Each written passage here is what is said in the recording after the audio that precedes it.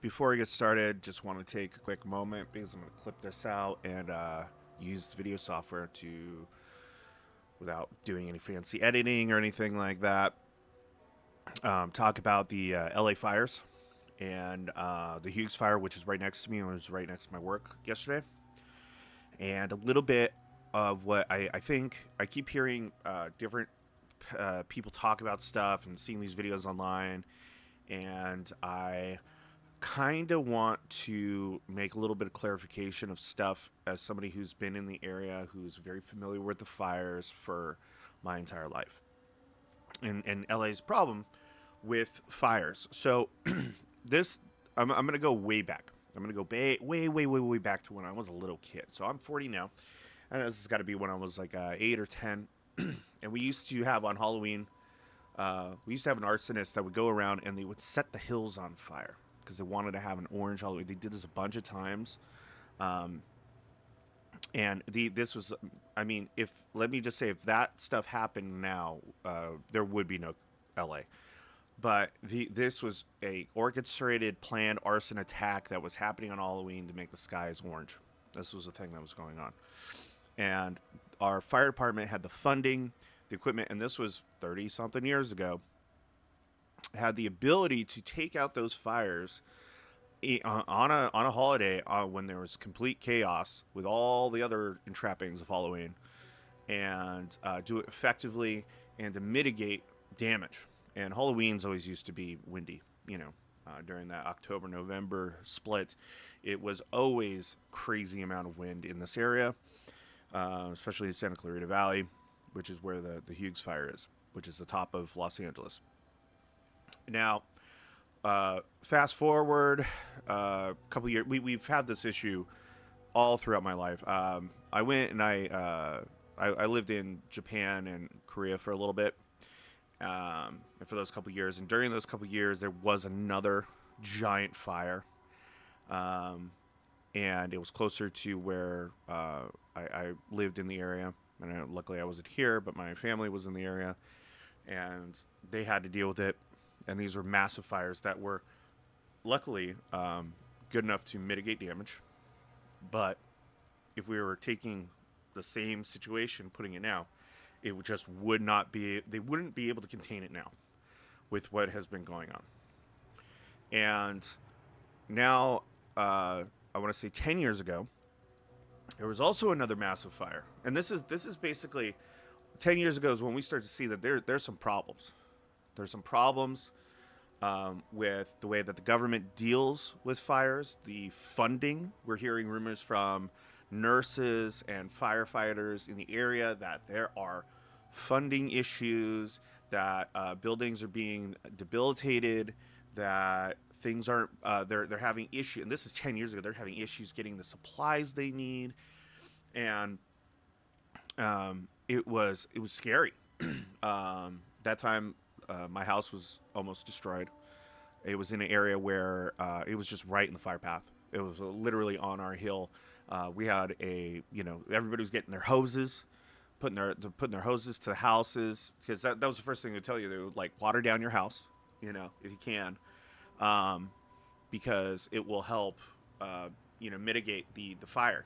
When you water your house before the fire gets on it, it makes it more difficult for a fire to start on your house. So everybody did that. Luckily, the house was saved because of that. And we had a pool that we would pump water, and we were dumping water into the to the hillside near the house. So it was just, and then finally a helicopter or it was a plane dropped right on our hill, right on our house. So it put out the fires, saved our house. Very grateful for that to this day. That would probably never happen today.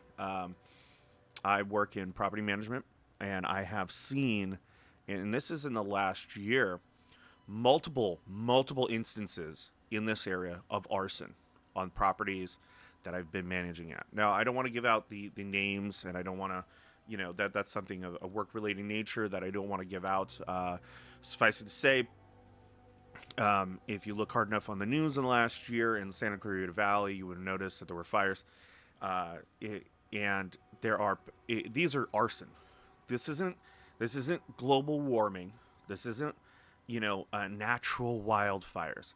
None of these are. No matter what anybody says about, these are arson attempts.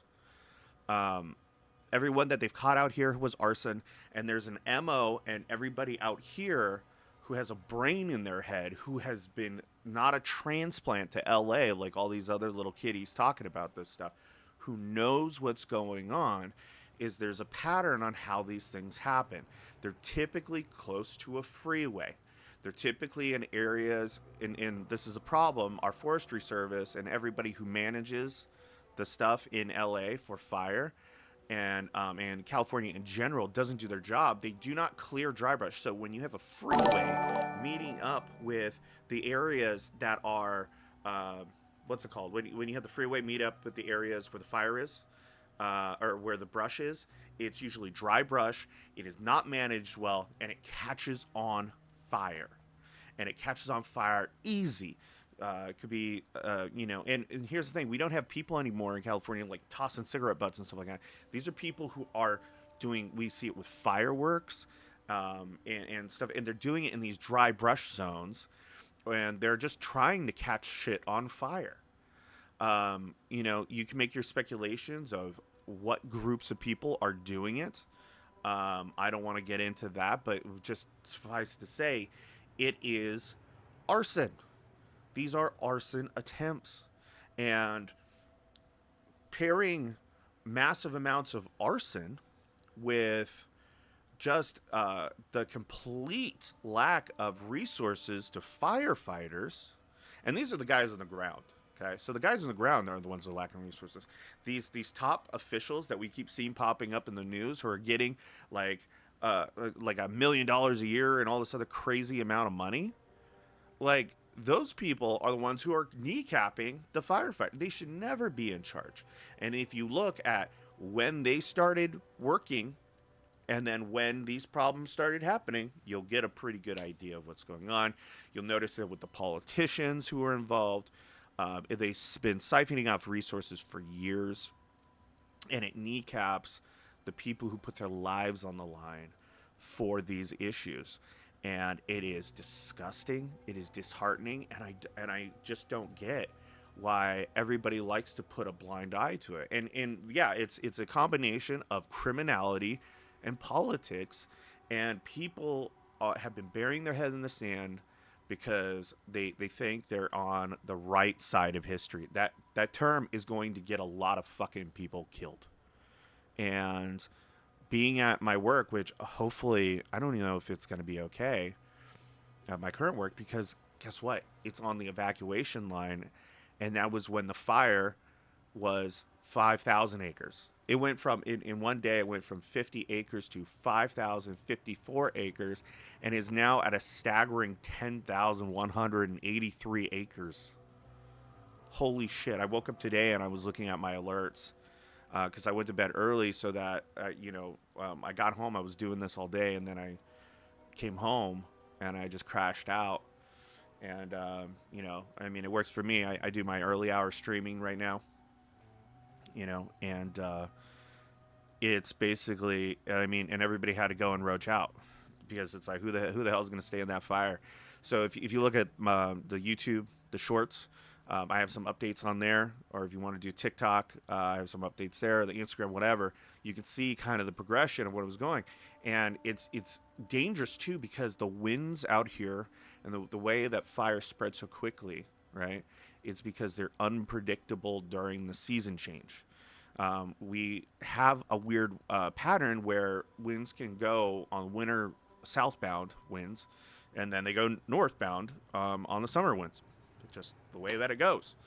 And and right now, because we're kind of in this weird middle zone, the winds are turbulent. They're going south, east, west, and they're just spreading the fire crazy, and there's a lot of there's houses on one side, and then it's on the perfect line of the freeway. The 5 freeway has houses on one side and then nothing on the other side, basically, in this area.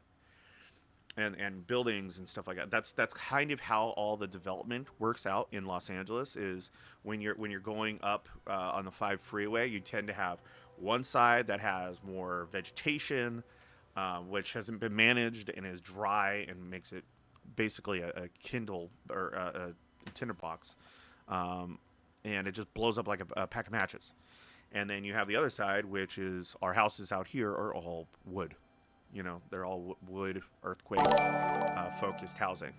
I think. Oh, geez, I'm having a lot of subscribers on my YouTube, but anyway. I don't know if I'm dual casting this right now, but anyway, so that'll give you the idea. Um, so I asked the people try to think about that when they're talking about this stuff and think about that going into the politics. You might not like Trump, but he stated clearly 4 years ago. And guess what? In the last we have another issue here too. Is eucalyptus acting as an invasive plant species that, when superheated, explodes and it turns into napalm and it catches other things on fire. So you have a eucalyptus, and then you have like this crabgrass stuff that is also invasive, that is highly flammable, and it's been talked about for years and years and years. And in Hawaii, they got that, and that was another problem with their fire stuff, is they knew they had this invasive species of like crabgrass, and it basically ripped through, superheated, and destroyed everything. So these things really are problems with governance and incompetence. The Maui fire, I don't know if it was arson, but the LA one is definitely, they're all arson. We have people getting caught and they're not talking about it. One guy caught with a flamethrower. We had other people who are just, lighting stuff on fire with natural means. I don't get why nobody's talking about this either, because it scares the shit out of everybody who's here, because we're worried that the next fire, right, is going to happen in Lancaster. And the fire department, so fire.ca.gov, they post the incidents and they post the wind pattern so that people can prep themselves. Yeah, but also arsonists could use that wind pattern information and go, oh, I'm going to go put fire here. Because we were worried that they were going to put a fire up in Castaic area and then have it come down into Los Angeles. And everybody's fears were just affirmed last night or yesterday morning. Or it was about 10 o'clock a.m. yesterday, and it was just confirmed into the night. You get the 10,000 acres in a day is astronomical. So, it's and we already have issues. It's just, it makes my heart hurt. It makes my brain hurt because nobody's acknowledging it, and I hope that this at least reaches some people, and they could start changing their views about responsibility and politics, and see that this is not a working situation. And they need to change the people who are at the top, and they need to pray for the people at the bottom, because it hurts and it sucks. So with that out of the way, I'm going to continue leveling my first character on Path of Exile. Just got to level 74. No guides, winging it, and playing a build that is probably not optimal, but I'm going to do it anyway. So fuck it, going to do it live. Let's go.